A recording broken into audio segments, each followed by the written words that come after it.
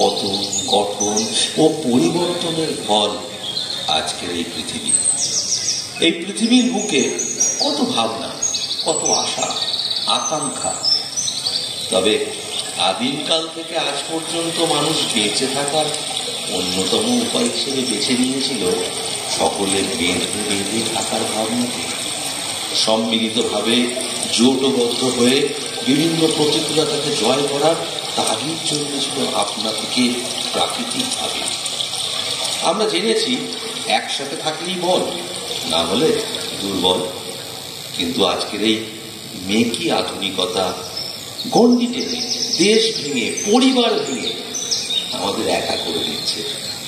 জীবনে চলার পথে সকলের এখন শুধু সকলেই নিজের ভবিষ্যৎ একা একা তৈরি করে চলেছে। এ কোন ভবিষ্যৎ? নিজের শৈশব, হাসি, আনন্দ, বর্তমান সব হারিয়ে নিজের কোন ভালো আর কতটুকু ভালো করার কথা ভেবে চলেছি। একটু ভেবে দেখবেন।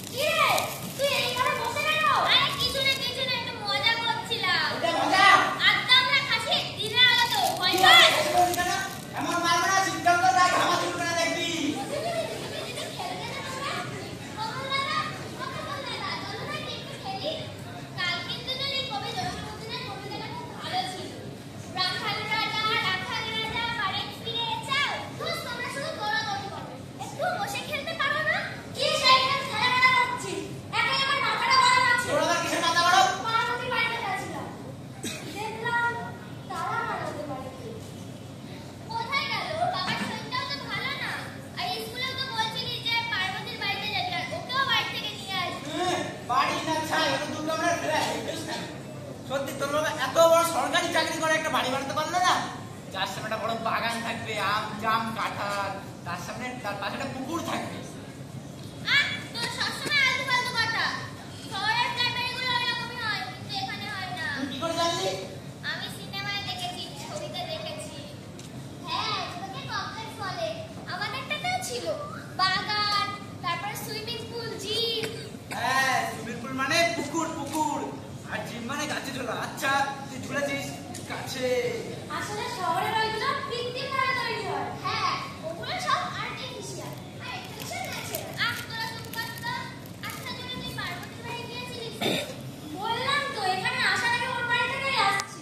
ওর বাবার শরীরটা না ভালো না। হ্যাঁ রে, চিন্তা হচ্ছে। চিন্তা কি আছে? ওর বাবা আছে, সেই চিন্তা করবে। কিছুদিন পর বিয়ে থামিয়ে দেবে দেখবি। সে কি, ও বড় হয়ে চাকরি বাকরি করবে না? আমাদের এখানে অত কিছু চলে না। চলে না না, চলতো না। আর এখন তো আমাদের স্বাবলম্বী হতে চায়। কেন তুই হতে চাস না? আমি বাড়িতে দোকান আছে, বসে পড়বো 5 কিলো 10 কিলো। হ্যাঁ, 5 কিলো 10 কিলো। হ্যাঁ। জানো জানো, আমার একটা মজার কথা মনে পড়েছে। আগের দিন স্কুলে ভূগোল ক্লাসে তুই বল না। ও ওটা থাম, আমি বলছি। মোটা ভূগোল স্যার, ওনার জিনটা একটু কম। জিএন, সেটা কি? এই দেখো, শহরে নির্বোধ বালিকা জিএন মানে জানে না। জিএন মানে জেনারেল নলেজ।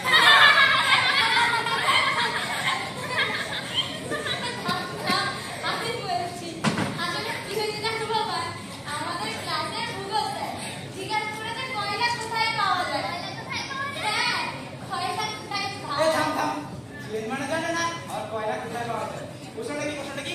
কয়লা কোথায় পাওয়া যায়? রান্নাঘরের কোনায় আর কালু বাবুর গোলায়। কালু বাবুকে? এই জুলি, এই দেখবি শোন, কালু বাবুকে চেনে না, আমার বাবা। আরে ওই তো পার্বতী ম্যাডাম চলে এসেছে। এসো মাধব কি, বসো ঘরে। বললাম কি রে পারবো? তোদের বাড়িতে গেছিলাম, দেখলাম দাদা মারা কোথায় গেছে? কি হলো বল? আরে কিছু না, ঘ্যান দেখাচ্ছে ঘ্যান। কানে ভাই এক দেবো না, সবসময় ফালতু কথা বলা। কি হলো পার্বতী, বল না কোথায় গেছিলিস? আমি আমার বাবাকে নিয়ে ডাক্তার কাকুর কাছে গিয়েছিলাম। ডাক্তার কাকু বললো বাবাকে আর বেশি কাজ করতে দেওয়া যাবে না। অনেক ওষুধ দিয়েছে, অনেক টাকা দাও। তাতে তুমি চিন্তা করছো কেন পার্বতী দিদি? আমি আমার বাবাকে বলে সব ওষুধের ব্যবস্থা করিয়ে দেবো। না না, ওষুধ তো সব কেনা হয়ে গেছে। পাড়ার মোড়ের ওই দোকান থেকে কিনে নিয়েছি। মাসে মাসে টাকাও দিয়ে দেবো। কিন্তু আবার কিসের কিন্তু? ডাক্তার কাকু বলেছে বাবাকে ওষুধের সাথে বেশি করে ফল খাওয়াতে। খাওয়া, আম জাম কাঁঠাল